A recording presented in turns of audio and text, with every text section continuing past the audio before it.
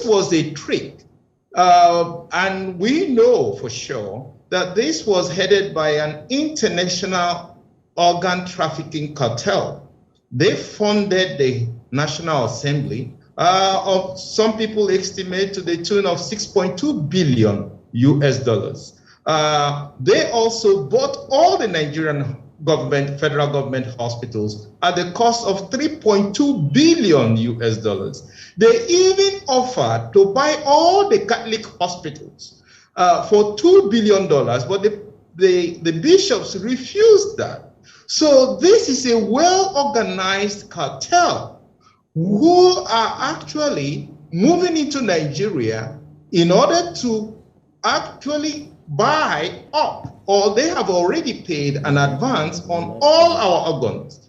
Anybody in the Federal Republic of Nigeria has no entitlement to their organs as it stands today with the law.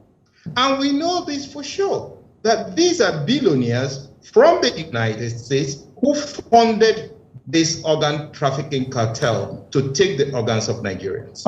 Now, my colleague AGK had asked whether I was there when this cartel made the negotiation. The answer is yes, I was physically present in a deliberation. We were called as leaders of the private health sector to the headquarters of General Electric, the biggest company in the world, the leading medical company in the world. I was representing the Catholic Medical Practitioners of Nigeria and the Association of General and Private Medical Practitioners of Nigeria as the committee chairman of the National Health Act. And presiding over this National Health Act public hearing was Senator Ike Ekweremadu, who was then the Deputy Senate President. And let me comment there. Who did you say was presiding? Well, Senator Ike Ekweremadu, he was the presiding senator for the bill public hearing. And the sponsor, the chief sponsor was Ifeanyi Okowa, now governor, but then Senator Ifeanyi Okowa. And just sitting by his side was also Dr. Chris Ngige, so who was then a senator. So all of them were there. And I made this argument directly pointing out Section 48, that Section 48 makes an exemption that is impossible. You don't exempt, there is no situation in medicine where you can overrule or say the consent is waived. Consent is never waived. It could be transferred to the next of kin, but it's never waived in any situation. That is part of the Helsinki Declaration. So it's an international treaty.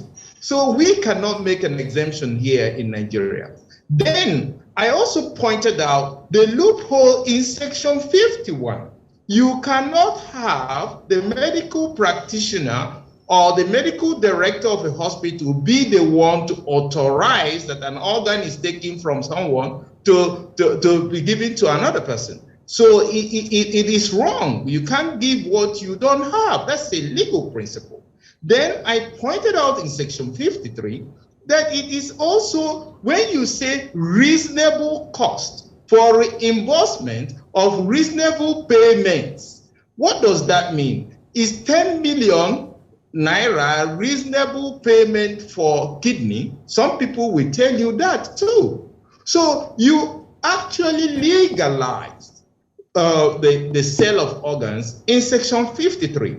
Now, my colleague AGK had asked whether I was there when this cartel made the negotiation. The answer is yes, I was physically present in a deliberation. We were called as leaders of the private health sector to the headquarters of General Electric, the biggest company in the world, the leading medical company in the world. And we were told that Bill Gates offered them $2 billion US to build 260 hospitals in Nigeria. So they want us to name our price so that we can be paid off, so we will leave the entire medical system, so that we will not be practicing medicine, we will not be practicing pharmacy, we will not be practicing laboratory science. In Nigeria, no Nigerian will be in the medical profession. And we should just name our price so we will be compensated for. We couldn't believe ourselves. Why would anyone do a thing like that? This was done. I was present. It's not somebody told me.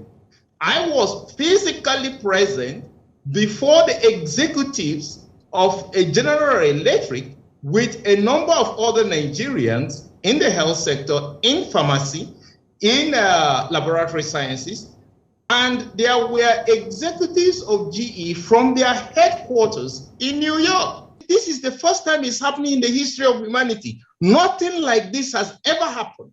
And I warned Ike Ekweremadu before the Senate, and Nigerians there will bear me witness, and many of them still remember.